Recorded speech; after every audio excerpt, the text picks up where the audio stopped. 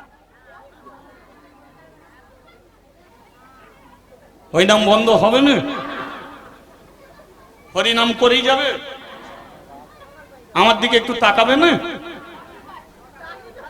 তোমরা তো বাড়ি থেকে তবু খেয়ে দিয়ে এসে বেরিয়েছ, আর আমাকে আমার বাবা সকাল থেকে আমাকে খেতে দেয়নি।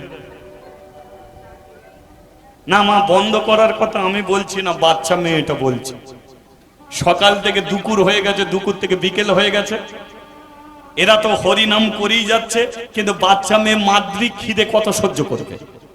এক সাইডে দাঁড়িয়ে পড়েছে, দাঁড়িয়ে দাঁড়িয়ে কাঁদছে, ও পিসিমা হরিনাম বন্ধ করো না, আমি যার খিদের জ্বালা সহ্য করতে পারিনি। আমার মা যদি বেঁচে থাকতো 3 বার আমাকে খেতে দিত, কিন্তু মা মরে গেল, বাবা মন্দিরে নিয়ে এলো, আজকে সকাল থেকে বিকেল হয়ে গেল, বাবা আমাকে খেতে দেয় না। বাবা বলেছে আগে তোমাদের প্রসাদ দেবে, থাকলে আমাকে দেবে। বাবা মন্দির থেকে বেরুলো না, তোমাদের প্রসাদ দিল না, আর তোমাদের প্রসাদ যদি না দেয় আমারও তো প্রসাদ খাওয়া হবে না। তাই বন্ধ করো না হরিনাম, হরিনামটাকে বন্ধ করে দাও। কি বাচ্চা মেয়ের চোখের জল দেখে বলল, আচ্ছা ঠিক আছে আমরা বন্ধ করছি, কিন্তু তোর বাবা তো মন্দির থেকে বেরুচ্ছে না। আস্তে কি চমৎকার লীলা দেখুন। যা যা যা, তোর বাবা কি করছে দেখ। মেয়েটা খাবে বলে তাড়াতাড়ি মন্দিরের ভেতরে ঢুকেছে, আর ঢুকে দেখলো প্রদীপ জ্বলছে, ধূপ জ্বলছে, তার বাবা আসনে বসে আছে, কিন্তু বাবার মাথাটা শিবের চরণে।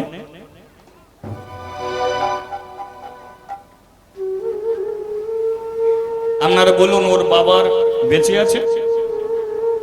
আছে কি? এই পৃথিবীতে অনাথ কারা, দুঃখী কারা? অল্প বয়সে যাদের বাবা মা চলে গেছে। আমি কীর্তন করে বেড়াই, কিন্তু আমার মতো দুঃখী আর কেউ নেই মা। আজকে আমার বাবা আমাকে কীর্তন শিখিয়েছিল। আমার মা প্রত্যেকদিন ভোরের বেলা উঠে আমাকে ডেকে নিয়ে হারমোনি ধরিয়ে বলতো, বাবা গান কর, আমি ঘুমাবো না। আমার মা না ঘুমিয়ে পাশে বসে থাকতো, ছেলে যদি ঘুমিয়ে পড়বে।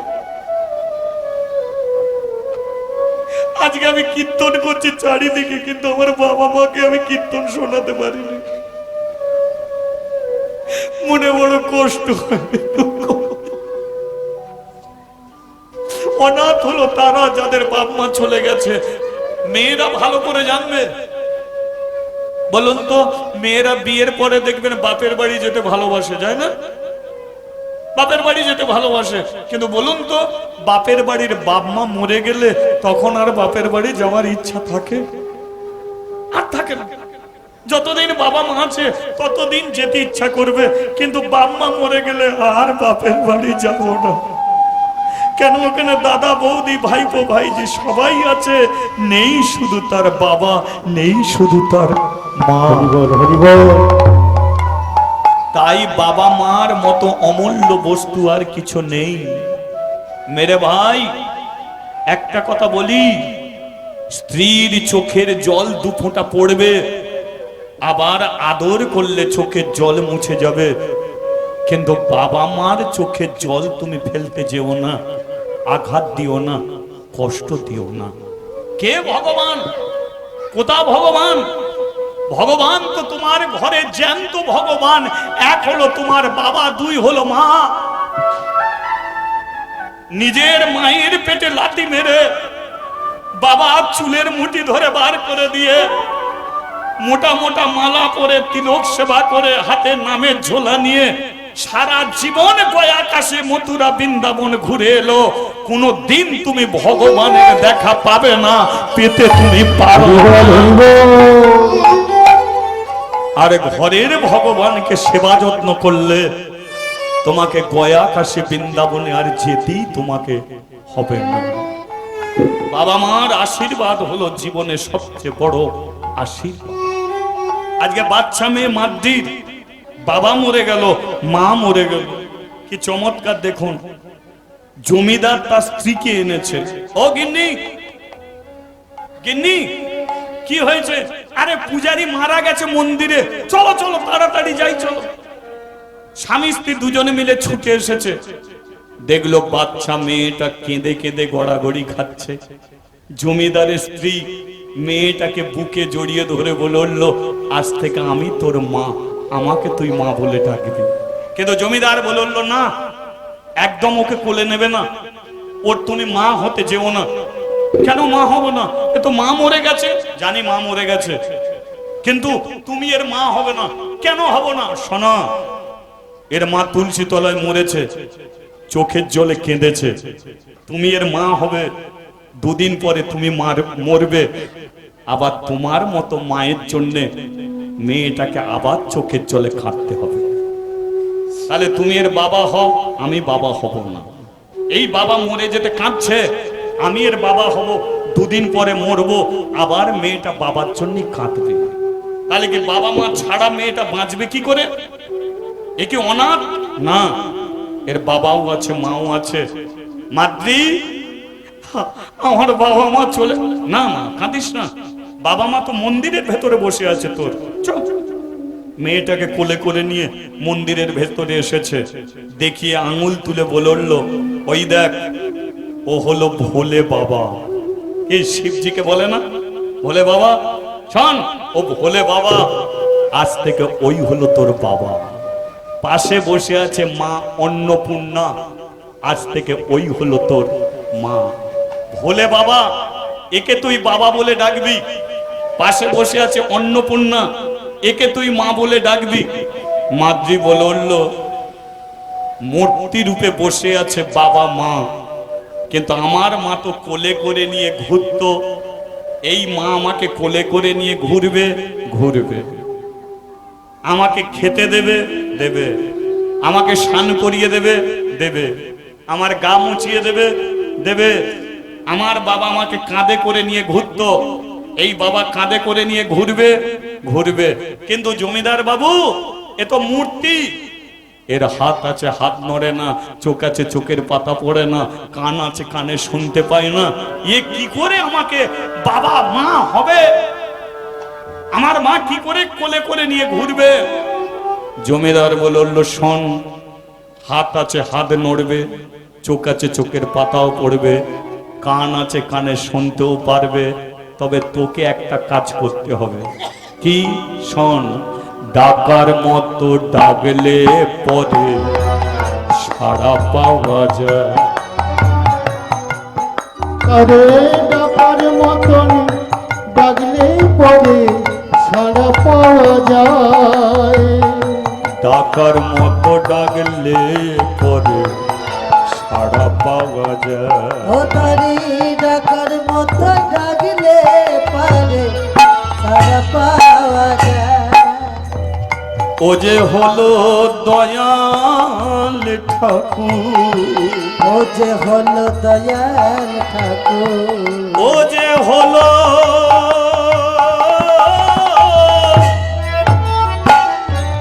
দয়াল ঠাকুর, আর যে হলো দয়াল ঠাকুর, জগৎবাসীকে কৃপা কৃপা কৃপা কৃপা করে যা।